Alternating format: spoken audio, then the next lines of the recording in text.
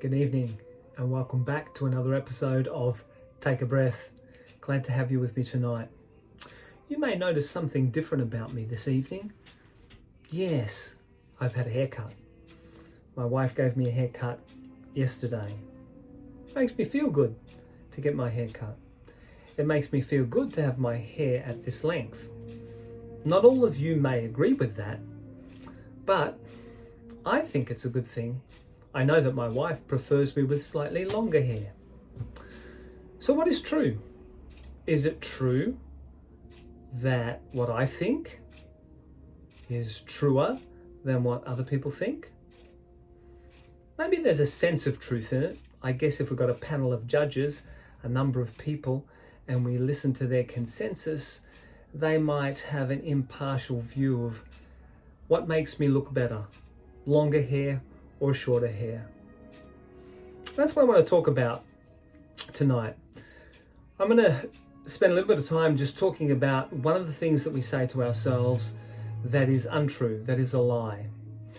It's something that we hear often in the world in which we live today.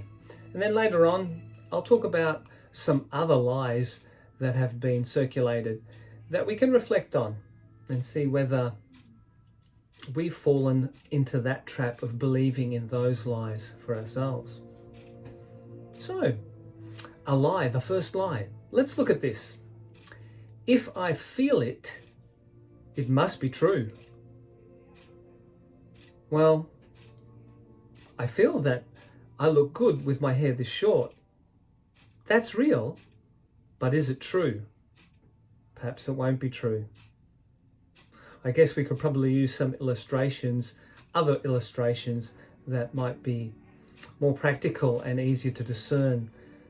So before I go on to give you the illustration, let's have another look at the difference between subjective preferences, and that is what I feel as being true, and objective truths, which are reality.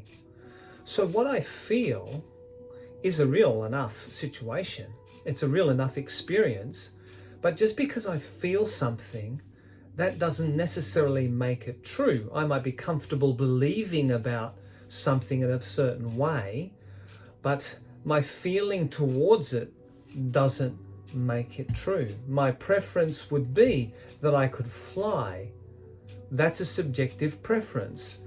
The truth, however, is that I can't, and that I am a creature bound to the ground by gravity, and I can't overcome that of my own ability. I need mechanisms, machines to actually help me fly. The objective truth is that the facts are that I cannot fly. The objective facts are that I could use some machinery of a kind to help me get into the air. But still, it would be very different from actually flying like a bird. So let me give you an illustration, a real life illustration with regards myself. A number of months ago, probably 8 months ago now, I had a double hernia operation. I remember in the beginning when I discovered I had the hernias, I really hoped that they weren't hernias and they would just go away. My subjective preference, the way I felt, was that they weren't real. It wasn't a hernia. Everything was okay. The objective truth, in contrast to my subjective preference, was that I actually did have 2 hernias. And of course, when I went to the hospital and had the ultrasounds done, sure enough, they showed up clear as life, big as life, 2 hernias. No matter how I felt about it, no matter what my subjective preference was, the truth was not that I didn't have hernias, but that I'd had 2 big hernias. And for them to actually go away required surgery. And I didn't feel too good about that. But the objective reality was, the objective truth was, that without that surgery, I would still have the hernias today, no matter how I felt about it. I had asthma 48 years, and I could feel that I didn't have asthma all I wanted every day. Day in, day out, and wouldn't have made a scrap of difference. I still had asthma. My subjective preference was, I feel like I shouldn't have asthma. I want to feel that my asthma's gone. But it never did. Something had to change. Something actually had to factually change about my condition due to some things that I did to make it an objective reality. And today I can say that, yes, I haven't had asthma for 3 months after 48 years on medication. What changed? Well, I made a significant change to my diet. And that diet was the reason for allowing my body to heal, plus God's beautiful work, primarily God's beautiful work, to remove the ailment or illness of asthma from me. I couldn't feel it away. I needed to actually act on it in a very special way. And then that action contributed to I had a little bit of a temporary blackout. My phone battery ran out. And no matter how I felt about the situation, I couldn't keep the phone running just on pure feeling. The objective truth was that I needed to plug it into a charger to get enough power in it for it to again work for me. No two ways about it. I could have felt like it should have continued, but it was not going to cooperate. It actually needed power. That was the truth. An objective truth. We can actually test this for ourselves. We can test it amongst ourselves, with young people. Maybe we could send them on a treasure hunt to find some special and intriguing and maybe valuable treasure. To one group, we could give a treasure map and some directions that were truthful. And to another group, we would give another set of directions that were deceitful, that were untrue. But we wouldn't say anything about it. And both groups would go off trying to find the treasure. Both groups feeling that they had the directions that would lead them ultimately to discover this hidden treasure. It would not matter an iota how the second group felt about their treasure map and the instructions. They would never find the treasure, simply because the directions were untrue and deceitful.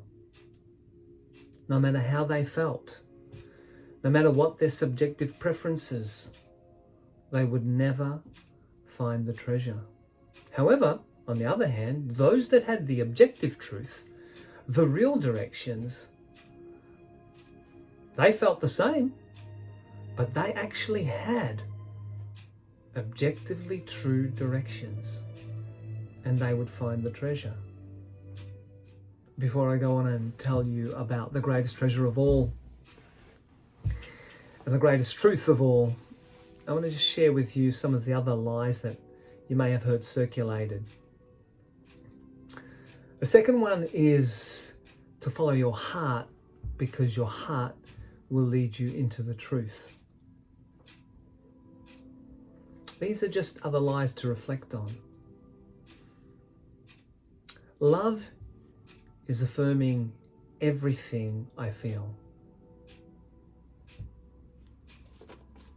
Faith is the opposite of knowledge. Humans are the result of blind evolution. You are the one you have been looking for.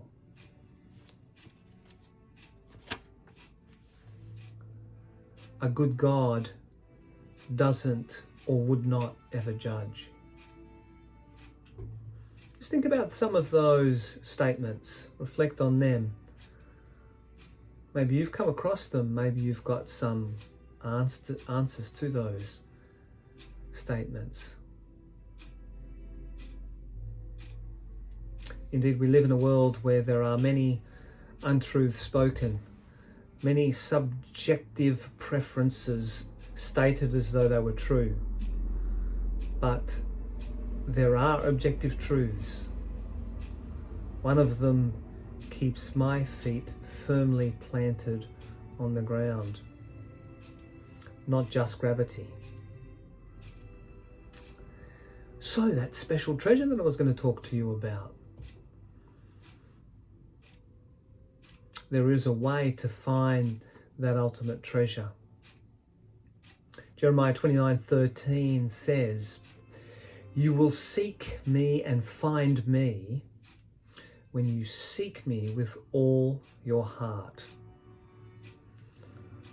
That has been the real objective experience of Christians the world over. Throughout history, in every nation of the world, that is the truth.